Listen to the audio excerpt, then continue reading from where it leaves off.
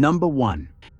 This chilling footage comes from Tobias, a YouTuber who's known for exploring eerie, abandoned places. At just 22 years old, Tobias has been diving into forgotten buildings and documenting his adventures for over 8 years. Usually, he takes on these spooky locations alone, but this time, he had company, a friend named Alex. What they thought would be a regular overnight exploration turned into a terrifying experience they'd never forget. On a freezing winter night, February 3rd, 2017. Despite the cold, they were determined to explore an old, decaying building. Didn't deter the boys from venturing into the unknown. Unterwegs zu einem neuen Lost Place, den wir zufällig über Google Maps gefunden haben.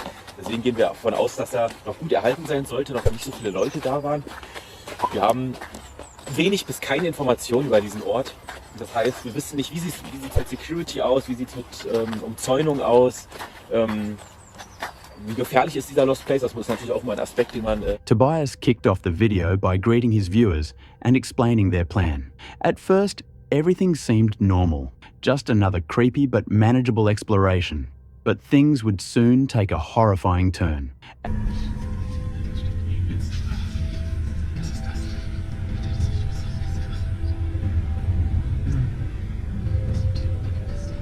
As they entered the crumbling structure, an awful smell hit them immediately. Alex pointed out that it smelled like urine, a possible sign that someone had been there recently. This unsettling discovery made them uneasy, but they decided to push forward. Step by step, they wandered deeper into the dark, abandoned hallways, where the silence was deafening and the tension only grew.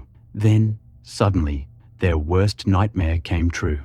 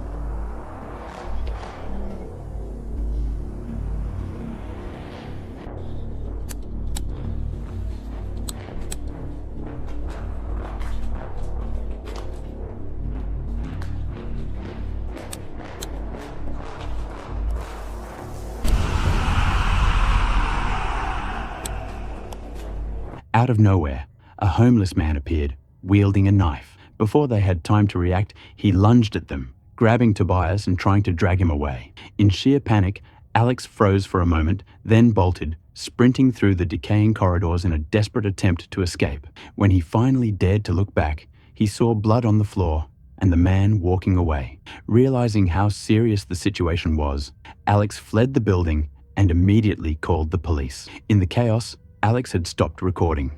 Hier noch drin, ich weiß nicht, was mit dem los ist. Ich bin nicht verletzt, ich bin gar nicht verletzt, ich kann direkt abhauen, aber wie gesagt, mein Kumpel ist ja noch drin. Sie müssen schnell Polizei und Krankenwagen. Ich weiß nicht, was da jetzt noch passiert ist, keine Ahnung, ich bin da direkt draußen und es war in der Baracke drin. Okay, ja, So the terrifying attack wasn't captured on video. Viewers were left wondering what had really happened until weeks later, when Tobias and Alex posted a follow-up video to explain the horrifying events. Es sind natürlich viele Fragen aufgekommen. Ich werde mal versuchen, so die, an die ich mich noch erinnere, jetzt zu beantworten. Und zwar natürlich auch die Polizei kam. Man sieht am Ende, wie Alex die Polizei gerufen hat. Die kam auch mit einem Krankenwagen. Wie die jetzt mit diesem Obdachlosen oder was es war, verfahren ist oder hat, wissen wir nicht. Der Krankenwagen hat mich logischerweise ins Krankenhaus gebracht. Ich hatte Verletzungen an der Hand oder am Arm. Und ich wurde dann nur im Krankenhaus angerufen, ob ich Anzeige erstatten will. Da habe ich natürlich ja gesagt. Also was man ja nicht auf der Kamera sieht in der Aufnahme, was jetzt noch mit mir passiert ist. Also wir hatten auf jeden Fall extrem Glück, dass dieser Obdachlose alkoholisiert war, extrem stark.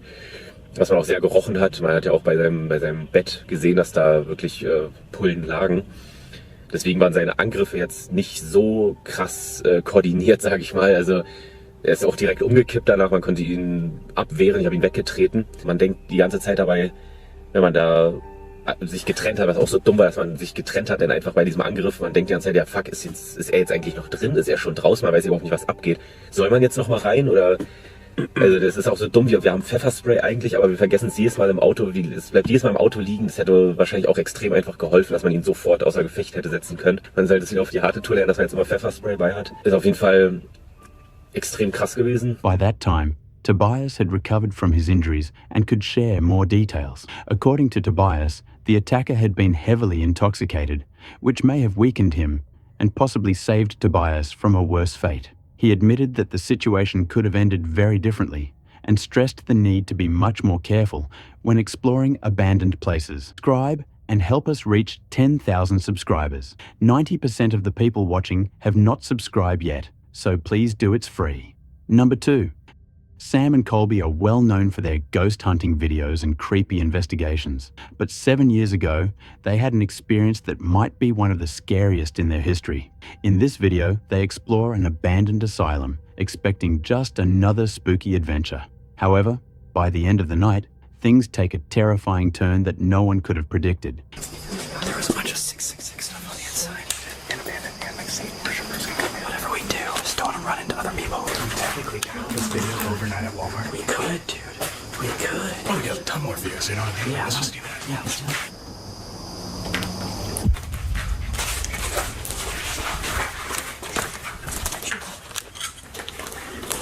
Wait, guys.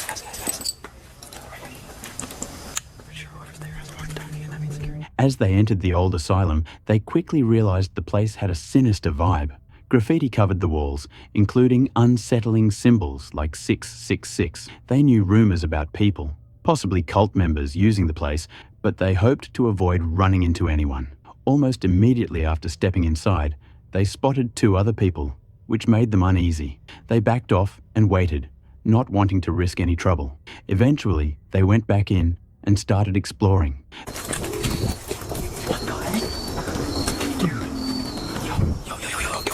Everything's like falling down. Oh my god, that scared me. Yo, what the heck? Dude. This is scary as heck. The decaying building was falling apart, and every creak and sound made them jump. The atmosphere was tense, and it wasn't long before things escalated. Oh, shoot. Holy crap. I think I just peed a little in my pants. Please. Wait. Oh, we were exploring. Wait. We get the f*** out of here. Wait, just slow. Wait, let's get out of here. Police sirens. Yo. We gotta be careful. Let's go. Turn off your lights now. Gotta make this fast. Okay, let's go. No, we gotta switch our memory card again, bro. They don't have any memory left on their cards, so they have to switch cards. We don't know how close they are. We're literally at the entrance. Okay, go scout and then give us a signal.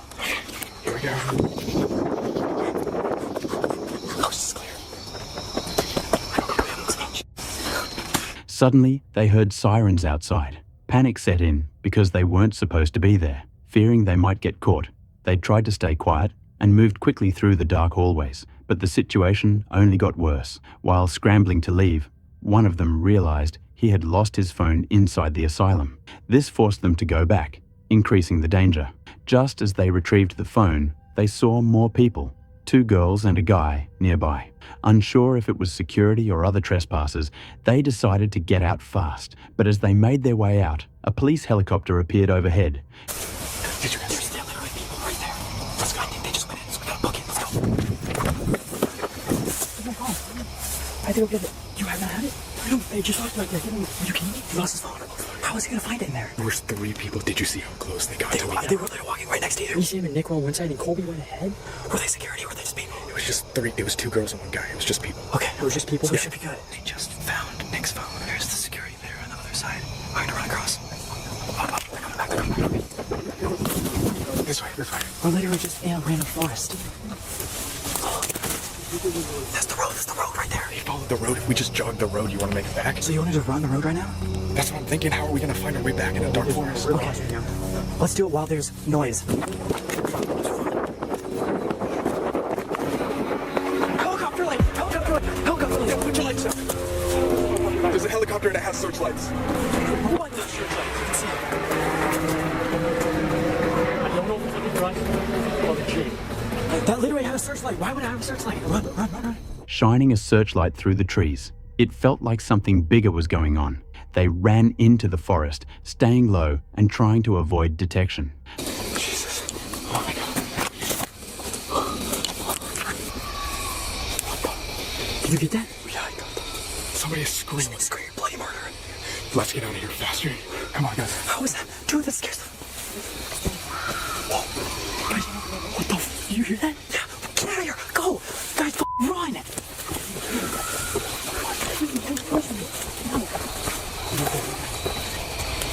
Wait, shh. Listen. The tension was overwhelming, and just when they thought things couldn't get any worse, a chilling sound froze them in their tracks. A woman screaming. Somebody's legit crying for help right now. Gotta go help him. Yo, Colby. Run.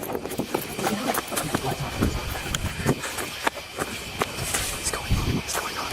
We're almost to the non-trespassing point. Get close. Everyone stop. Let's take it slow. Okay, shh. Get down. Get down.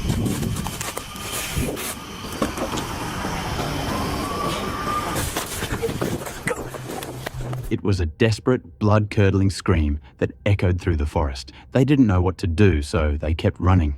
Terrified and confused, after what felt like forever, they finally made it out of the woods and back to safety. Later, after uploading the video, they learned the horrifying truth. The police weren't just patrolling the area by chance. They were searching for two girls who had been kidnapped. Tragically, both were found later. One had been sexually assaulted and killed, while the other barely survived. Hearing those screams in hindsight is devastating. It's heartbreaking to think that they might have been nearby when it happened. Maybe they could have called for help or intervened in some way. Number 3. While exploring a construction site, Zacharia stumbled upon a strange, deep hole in the ground. It didn't look like part of the project, and his curiosity quickly got the better of him. He grabbed a stick and decided to poke around inside. That's when something truly unsettling happened.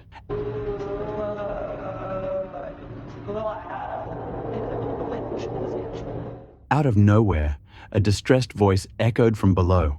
It sounded like someone crying for help. Zacharia froze, unsure of what to do. But before he could react, a sudden gust of wind blasted up from the hole, sending chills down his spine. Then, something even more terrifying occurred.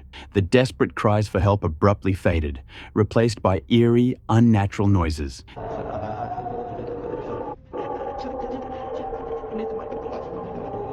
These sounds weren't human. They grew louder, twisting into unexplainable screeches, like something monstrous had been disturbed deep underground. Number 4. Matt's channel is known for its adventurous camping trips, but one particular video stands out for how quickly things took a dangerous turn.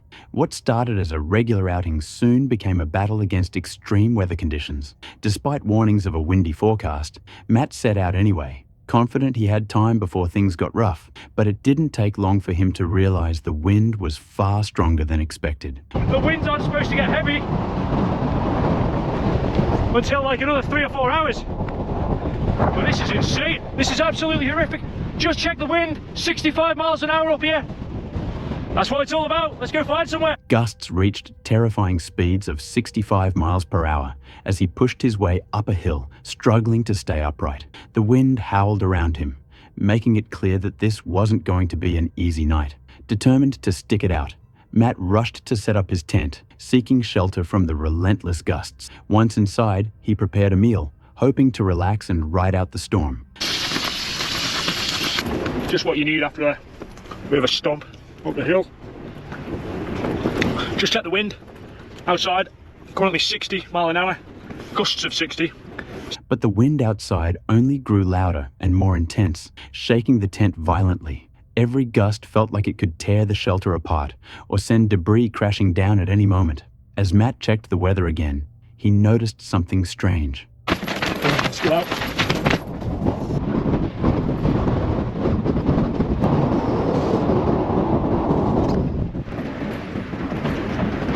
The gusts are getting more and more frequent. We're rocking around a bit, but pretty solid. Weirdly, I've just checked the weather forecast again, and the winds aren't really supposed to be that strong. as they are right now, until 1 o'clock in the morning. And it's 9 o'clock now, so yeah.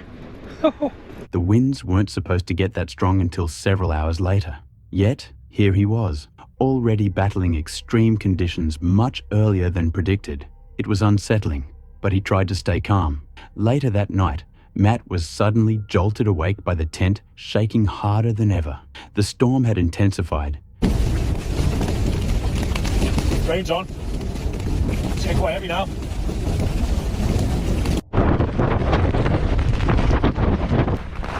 Said there was going to be a weather front. It has arrived. It is kicking off out there.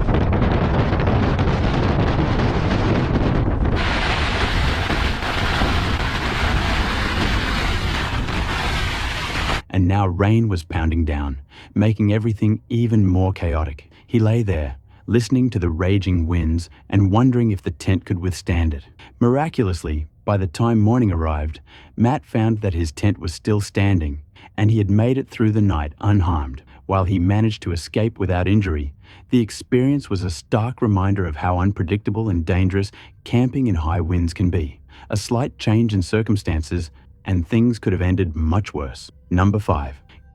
Calvin and his nephew Jacob, seasoned adventurers, set out to explore a mysterious cave hidden beneath the Earth's surface. This wasn't just any cave. It had no natural entrance and was concealed under layers of basalt rock. After carefully assessing the site, Calvin decided to dig open a narrow entryway, a challenging task given the toughness of the rock. Sharp edge, I'm going to use it to sort of chisel through here. Maybe this side. Yep. It's certainly easier than being in a cave. Yeah, it's just bouncing. Try to lift that piece off. I'm just trying to get enough of a crack there to break. This lava is like 4 feet thick, so it's never easy. See if I can get it loose. I can get a wedge in there. Yeah, that's gonna be the one. Okay, one out. Armed with sharp tools, Calvin chipped away at the basalt, struggling against the unyielding surface, wedging and prying until he finally loosened a piece and created an opening big enough to squeeze through. It was a hard-won victory, but the real challenge was just beginning. Inside, the cave was muddy, tight, and freezing. As Calvin crawled forward, the passage sloped steeply downward. Go straight that way, down the hill, which you can see from above the ground. We can watch the bubbles. Sometimes you can see where these warmer in the cave than it is outside. So Jacob's out there freezing, waiting for me for safety. It's warmer in here. It's got a little bit of thermal heating, so it's like 50 degrees, maybe 45. Outside it's like 35. It stays pretty low. The dive's really steep, obviously, so I can't turn around. I've got to back in. That is the passage, bro. It is the passage. Yeah, that's it. There's no other way. It gets really low. I can totally go down here, but I know how far it goes. That's the deal, Jacob. We know exactly where it goes and what it does. But the spiders are wintering over in here, and there are several of them. So I'm just going to go slow. I'm still debating whether I want to cram myself down there. Forcing him to move backward through the cramped space. Surprisingly, it was slightly warmer inside the cave, about 50 degrees Fahrenheit thanks to thermal heating, but the confined tunnel made it impossible to turn around. As Calvin ventured deeper, he soon discovered an unsettling presence. Harvestman spiders had taken refuge in the cave. They clung to the walls and ceiling, falling onto his back as he squeezed through the narrow passage. The cave's sharp walls and claustrophobic spaces added to the growing unease. Freaking ceiling move. Oh, this is not what I want. Hey, Jacob. I can feel them tickling my back. Claws bunch up and then they fall on my back. I'm backing underneath this knuckle. This is very low for me, but I know I can do it. Going out will be easier because I don't have to back up. With every inch forward, more spiders rained down, and the passage became even tighter. Calvin's resolve began to waver. Realizing the dangers of continuing alone, Calvin decided to prioritize safety and retreat. Exhausted and covered in spiders, I don't want to get completely inundated with spiders, of course. I mean, it's the inevitable conclusion of what I'm doing, but they're all over. They're raining down on me now. Can you see them? Hopefully you can see that, but they are kind of everywhere. Oh, I think I'm gonna get out of this pit. He slowly backed out of the cave, grateful to escape without injury. Number 6. Lord Explorers, a YouTube channel known for documenting abandoned and forgotten places, embarked on a chilling investigation on January 5th, 2024. Their destination, an eerie, decaying hotel, left to crumble over time. But what began as a routine exploration soon turned into a tense and disturbing encounter. As they stepped inside, the silence was unnerving, broken only by their footsteps on the dusty floors. Signs of past occupants were everywhere. Scattered belongings, old clothes, cigarette butts, and even food wrappers. What stood out most was a collection of personal items, including an ID card, abandoned as if someone had left in a hurry. Venturing deeper, they stumbled upon a grim discovery in one of the bathrooms, a bathtub stained with what looked like blood. The air was thick with a nauseating odor, suggesting that whatever had happened there wasn't ancient history. Tossed up. There's a couple that we saw that looks like some people were living in here. I don't know how long ago it was because it doesn't look like new stuff. Like there's this one laptop in this room. Let's see if I can find it. Oh yeah, here it is. It smells like cigarettes and there's a bunch of clothes. Check this stuff out. Almost looks like a school bag. And then there's a DVD player. Is that it? Oh my gosh. Read this. What does it say? Look at this.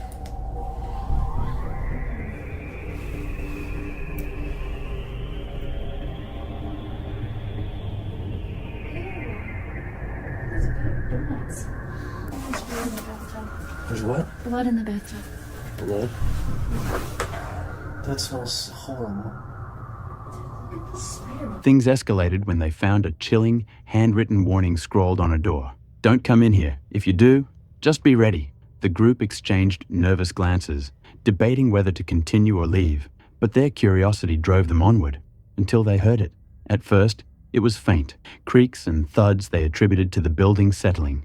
But then came unmistakable footsteps coming from the floor above. Their hearts raced as they realized they weren't alone. Down a hallway, a dim light glowed inside one of the rooms. On closer inspection, they saw it was a lantern, lit and placed intentionally. Yo.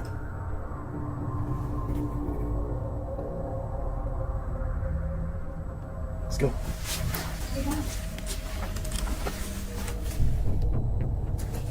There's a staircase to the left.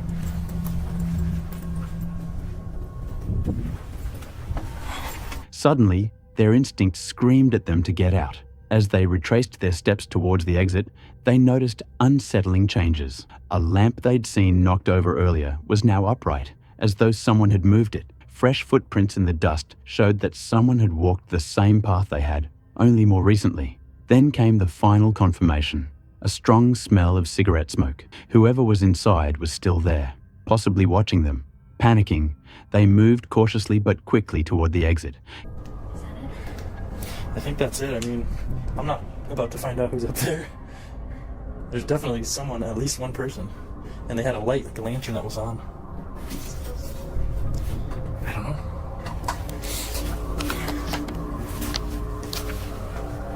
Alright, so we went upstairs.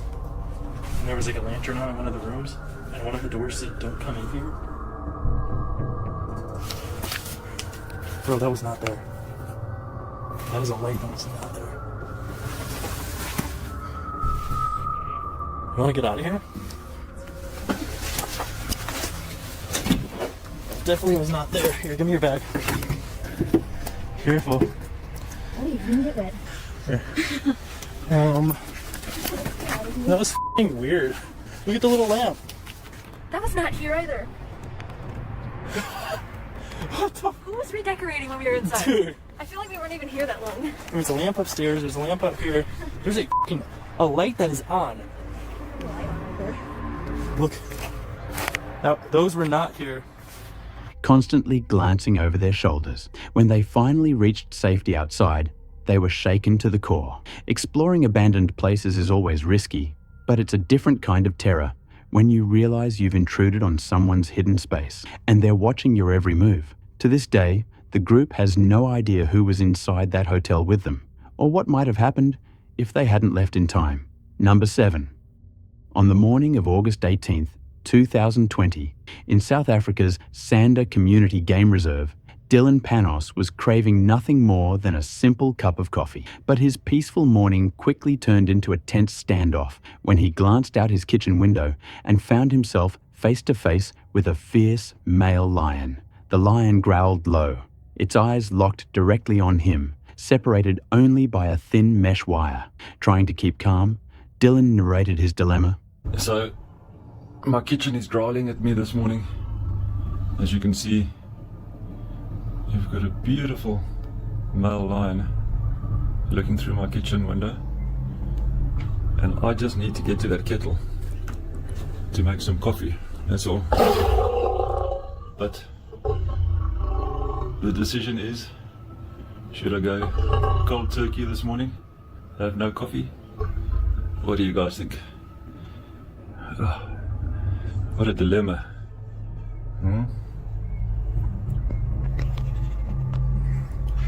So this is how we woke up this morning.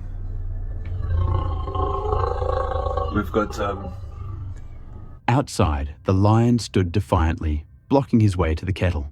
Nearby, a lioness lay against the cabin wall, lazily basking in the sun while her mate guarded her territory. and we can't get even to make our coffee this morning. Very rude behavior.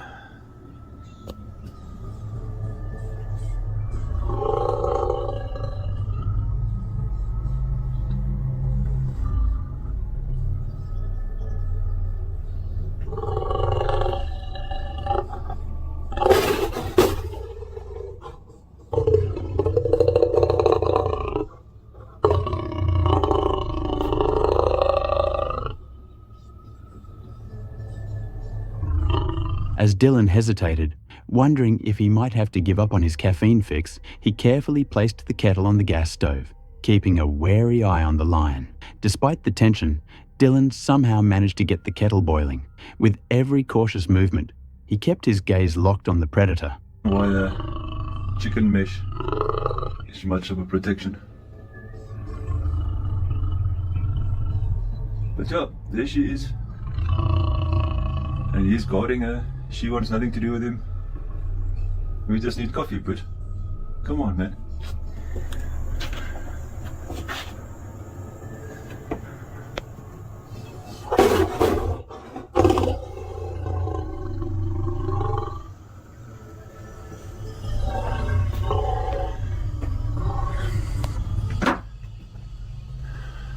Okay, I managed to get the kettle on, so we're gonna have a good cup of coffee this morning.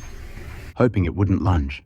After what felt like an eternity, the lion finally seemed to lose interest and walked off around the corner of the cabin, taking the lioness with him. Relieved, Dylan poured his hard-earned cup of coffee and stepped outside to enjoy the morning sun, only to realize the lions weren't quite done with him yet. Well, on our stoop, on our kitchen, the Bejon students are coming for breakfast.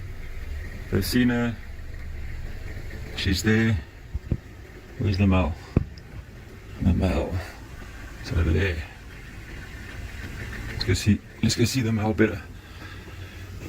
Busy boiling a kettle for some coffee here. And there's the male.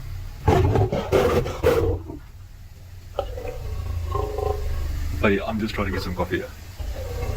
Yeah.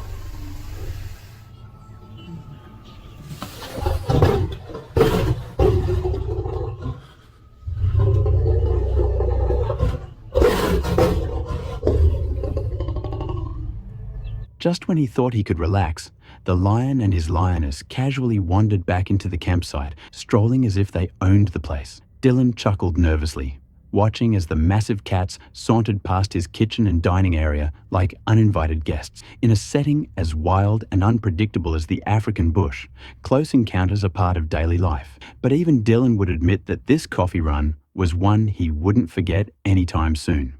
Number 8. YouTuber Eek Akers, who enjoys the van life, had an experience that shattered his sense of security during a routine overnight stop. After a day of exploration, he parked in what seemed to be a safe area, unaware that his peaceful night would soon turn into a terrifying ordeal. And I was sleeping right here. I always sleep on the driver's side, my feet down there and my head up here near the tailgate of the van. So this is where I was sleeping. And I always sleep with a knife. That's all I have. And so I've got blackout panels in the windows that are felt covered. You can't see anything outside. And then I've got my blackout curtains there at the header that I made for my van that slide and close off. They come together and then they snap right down the center. So the whole interior of this van was all blacked out and closed off so nothing could look inside my van. Well, as I was sleeping here at roughly 1 o'clock in the morning, I was awakened at this corner of the van, in this corner. And with the gate closed, there was something on the back of my van right where my head was. My head was right here. And I got a flashlight here on me, you guys. Bear with me 1 second because this motion activated light does not stay on and I don't have any garage lights out here yet. And it startled me awake. And as I'm laying here sleeping, I'm thinking to myself, what the hell is outside of my van?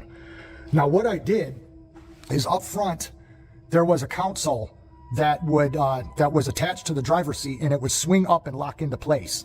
And it blocked my ability to get from this bed into the driver's seat. So I took that apart and took it off the seat.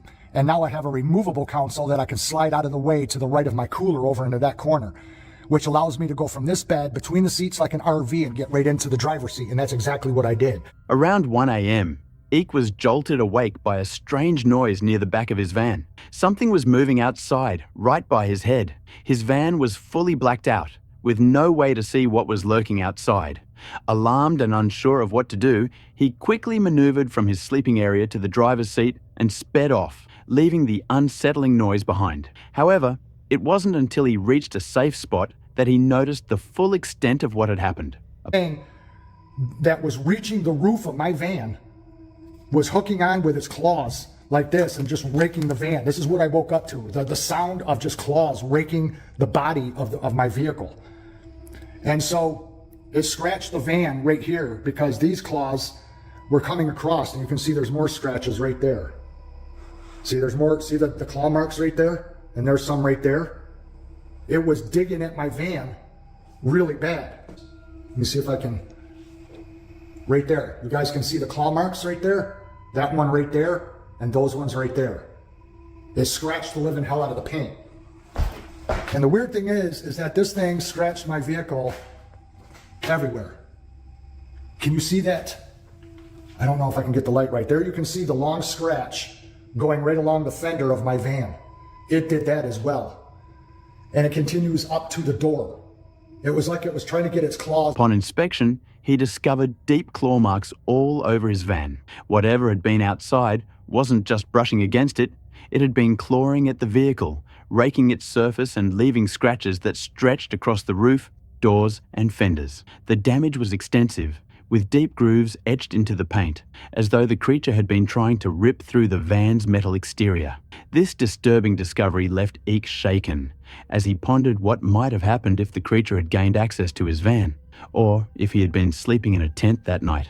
The incident raised questions about the identity of the mysterious attacker. Some speculated that it was a bear, while others believed it could be something far more unusual. Whatever it was, one thing was certain. This terrifying encounter was an experience Eek wouldn't forget anytime soon.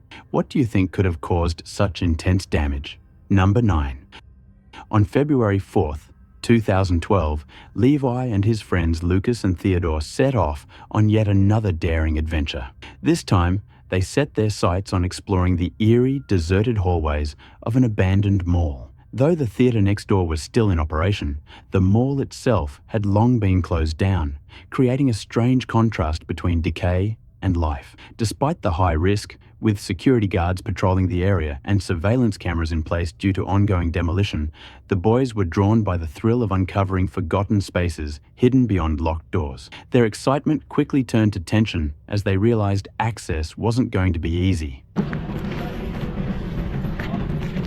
All boarded up. Oh yeah, that shit's not open. So many people, bro. Just trying to look sketchy. So yeah, all this is locked up. It's literally caving in over there. See that? Damn. Can't find another way in.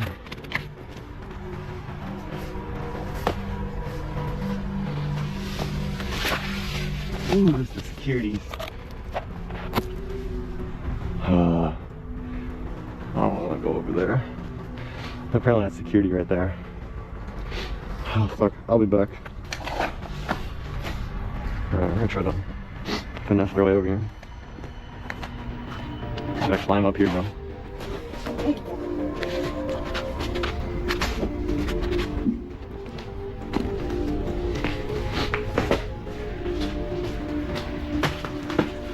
Levi managed to slip inside, but things took an unexpected turn when he found himself trapped with no visible way out. Guys, I'm not gonna lie to you. I opened the door, it was open, I found a way. It's locked, I closed it. I can't get out. I'm actually fucking stuck in here. Deadass, I can't get out, bro. I fucking closed the door. There's a camera up there. I moved it.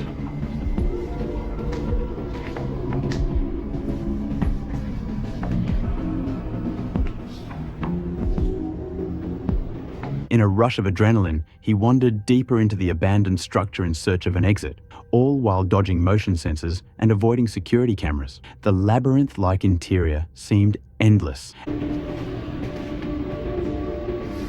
Yo, this is sick.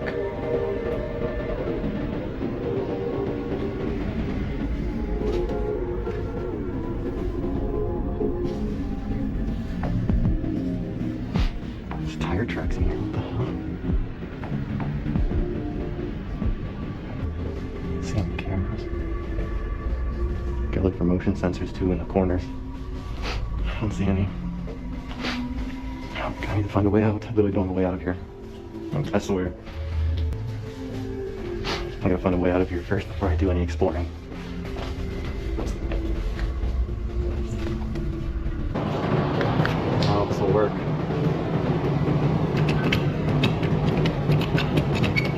I'm trapped in here, dude. There's no way out. The fire escape here, but I don't want to go through these alarms. This is like last resort. It says alarms were found. So, don't think that's probably a good idea. Panic crept in as each door he tried refused to budge. Oh my god, motion sensor fucking lights. It turned on too.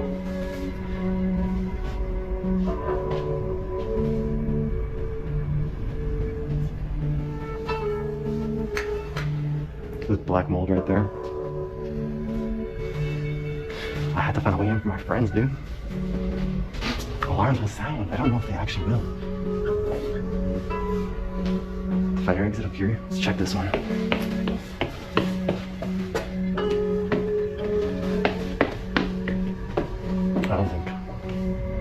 think these alarms. Oh my god. One. Oh my god. It's open, it's open. I'm gonna call my friends. Yeah, I got a way open, dude. We can all go in it. Where is it? Give me a second. How were the cameras? Like, I haven't seen any. There was only one camera when first coming in, but I already moved it.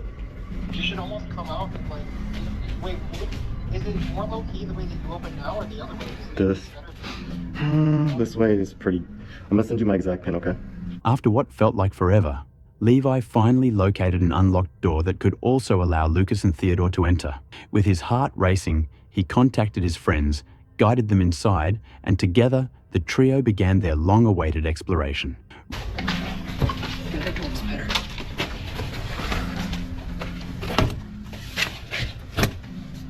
swear I heard noises, bro. There's a lot of scary noises. Back rooms, I swear. Yo, come look at this. Explore this quick. It's an escape room. Nah. Yo, what the? Damn. Holy schnizer. What the fuck? Oh, dude, let's play mini golf with the... Dude, if we find a golf club, we have to play mini golf with the gumbo. No way. Dude. Oh my god. It's a whole mini golf area.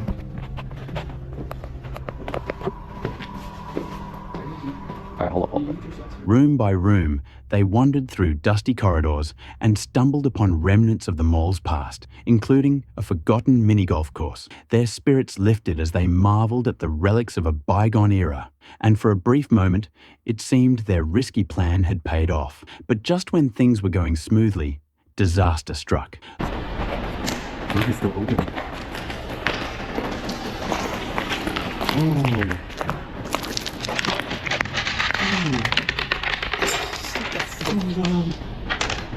Nothing candy here. Oh, that's crazy. Lucas spotted a police officer walking toward them, and without hesitation, the boys bolted. They sprinted through the empty halls, hoping to avoid capture, but their luck ran out as they exited the building. I'm security. Well, we're parked, we think so.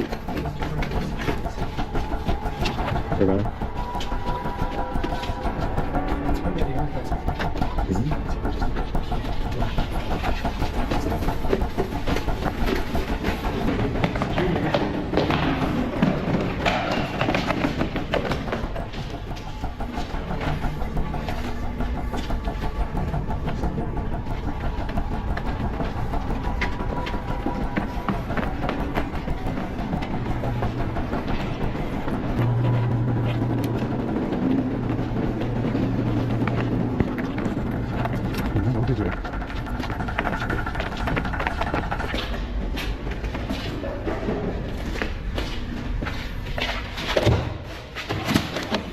It opens!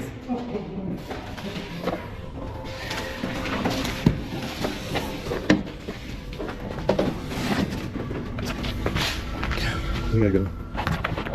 You saw the guy? He didn't, like, did he look at you? Yeah. He saw you? He said, come here. Oh, really? What the fuck? Yeah, that's the cinema. You unlock it? There's a cop.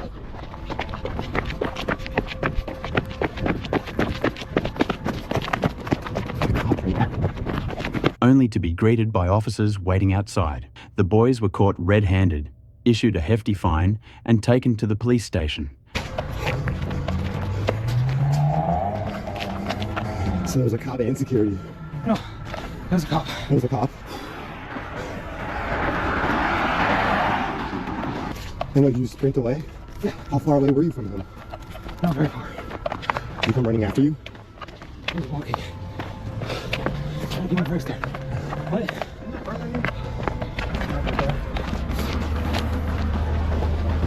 Stop. Huh? Stop. Three of them. Pretty good.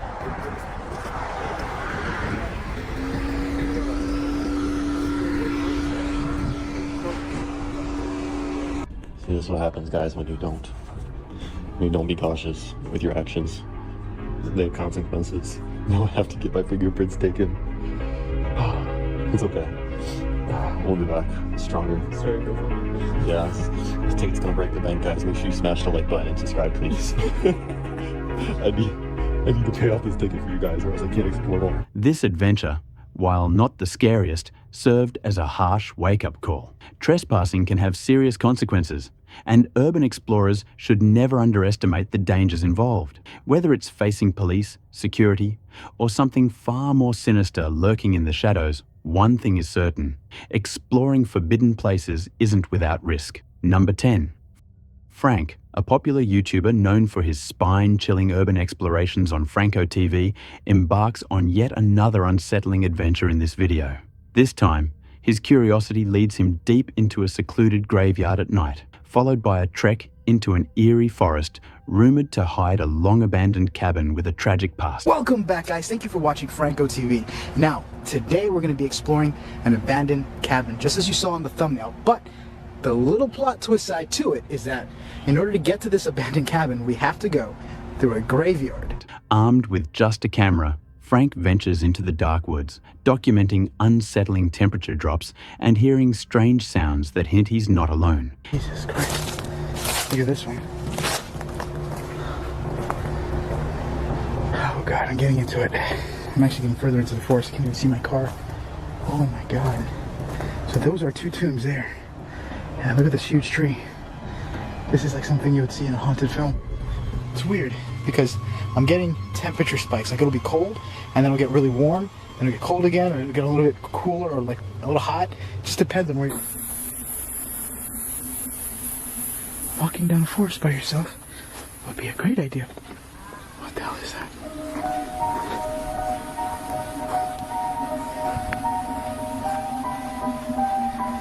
Okay. What is that? Did you guys see that? What the fuck is that?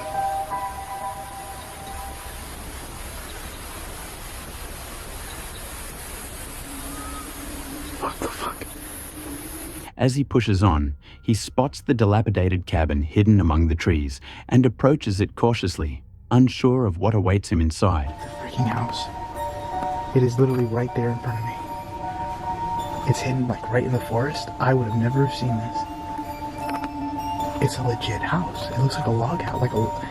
It looks like...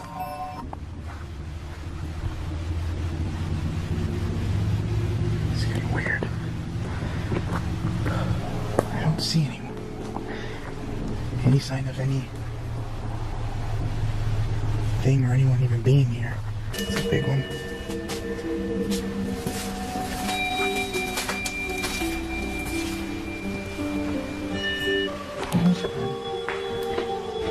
Once he enters, the chilling discoveries begin. A dead bird in the doorway, mysterious noises,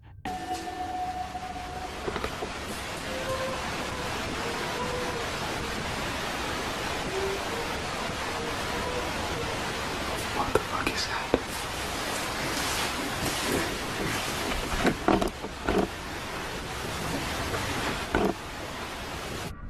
Is there anyone here? Can somebody make a knocking sound? To tell me that you're here? What? Shit. Sorry. I got a flashlight outside. Oh my God. Alright. What do I do? Because I am far from my car. He's walking towards the freaking house. Can't see anything.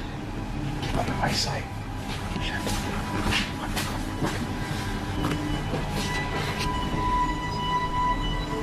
He's literally outside the bathroom window.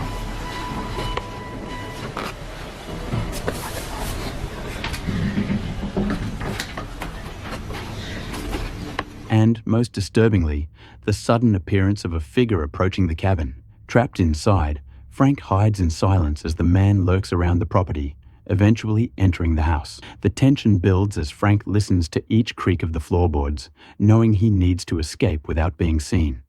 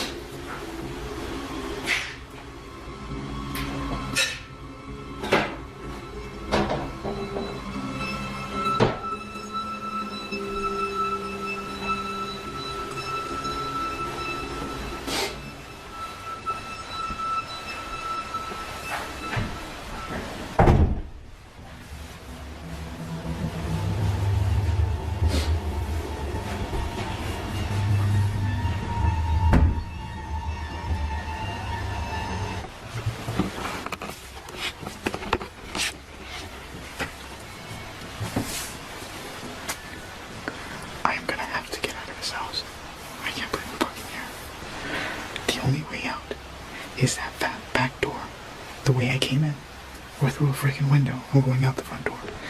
Summoning his courage, he waits for the right moment, bolts out of the house, and races through the forest to safety.